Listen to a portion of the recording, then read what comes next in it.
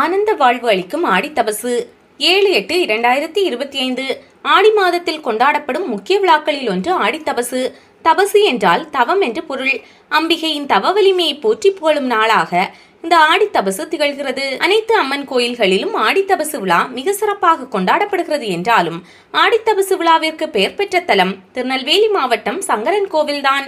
ஆடித்தபசு கொண்டாடப்படுவதற்கு முக்கியமான காரணமாக அமைந்தது இந்த தலம்தான். முன்னொரு காலத்தில் சங்கன், பதுமன் என்று 2 நாகலோக அரசர்கள் இருந்தார்கள். இவர்களில் சங்கன் சிவபெருமான் மீது அதிக பக்தி கொண்டவன். சிவன்தான் அனைத்து தெய்வங்களை விடவும் உயர்வானவன் என்றான். ஆனால் பதுமன் தான் வணங்கும் நாராயணன் தான் அனைவரையும் விடவும் உயர்வானவர் என்றான். இவர்கள் இருவருக்கும் வாக்குவாதம் முற்ற இறுதியில் ஒரு முடிவு காண்பதற்காக பார்வதி தேவியிடம் சென்று முறையிட்டனர்.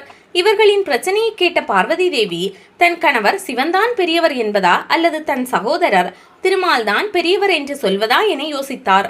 சிவன், விஷ்ணு இருவருமே ஒருவர்தான். உருவத்தில் தான் இருவரும் வேறுபட்டவர்களே தவிர மற்றபடி இருவரும் ஒருவரே என்றார் பார்வதி.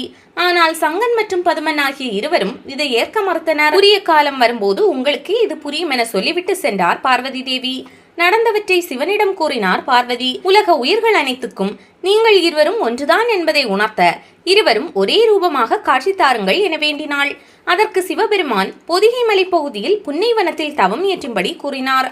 அதன்படி புன்னை மரங்கள் நிறைந்த காட்டில் தவம் இயற்ற முடிவு செய்தார் பார்வதி. இவ்வாறு அம்பிகை தவம் இயற்ற தேர்வு செய்த இடம்தான் நெல்லை மாவட்டம் சங்கரன் கோவில் தலமாகும். பார்வதி தேவி தவம் இயற்ற பூலோகம் செல்கிறார் என்றதும் தேவமாதர்கள் அனைவரும் பசு கூட்டங்களாக மாறி வந்து அன்னை தவம் செய்வதற்கு காவலாக இருந்தனர். கோ என்றால் பசு. பசு கூட்டத்துடன் வந்து மதி போன்ற முகத்துடன் தவம் செய்த அம்மன் என்பதால் இத்தலத்து அம்மனுக்கு கோமதி என்றும் ஆவுடை நாயகி என்றும் அழைக்கப்படுகிறாள். புன்னை வனத்தில் ஊசி முனையில் நின்று பார்வதி தேவி கடும் தவம் இயற்றினார்.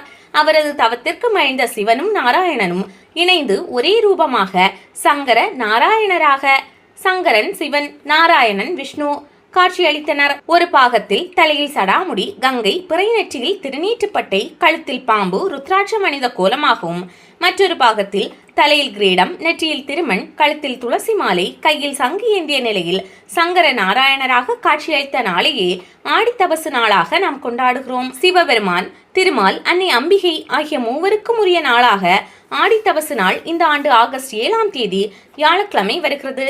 இந்த நாளில் சங்கரன் கோவில் சென்று வழிபட்டு வரலாம். முடியாதவர்கள் அருகிலுள்ள சிவவிஷ்ணு கோயில்களுக்கு சென்று வரலாம். அதுவும் முடியாதவர்கள் அருகிலுள்ள அம்மன் கோயிலுக்கு சென்று விளக்கு ஏற்றி வழிபடலாம். இந்த நாளில் சத்யநாராயணர் பூஜை செய்வது வறுமையை போக்கி அனைத்து விதமான செல்வங்களையும் அள்ளித்தரும். ஆடித்தபசு நாளில் அம்பிகையை வேண்டி வழிபட்டால் கணவன் மனைவிக்குள் இருக்கும் சண்டை சச்சரவுகள் நீங்கி ஒற்றுமையான ஆனந்தமான வாழ்க்கை அமையும். அதோடு சிவன், பெருமாள், அம்பிகை ஆகிய 3 தெய்வங்களின் அருளும் கிடைக்கும்.